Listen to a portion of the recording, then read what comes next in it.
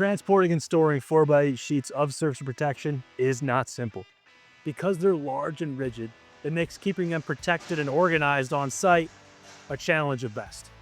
Which is why Alpha Shield now ships in a purpose-built crate designed to make transport much easier. Access is much more convenient, and then you can reuse this crate for storage into the future. Now this end cap serves as a hinged door, which is going to make access significantly quicker. When you receive this crate for the first time, it's going to be stored for transport, which means it's going to be screwed around the perimeter. You've got screws on top, the sides, and along the bottom. We're going to remove those now. Once you finish with the screws, you're left with two bolt action latches. One on the bottom and one on the top. Undo those and swing open the door to reveal the Alpha Shield sheets on the inside.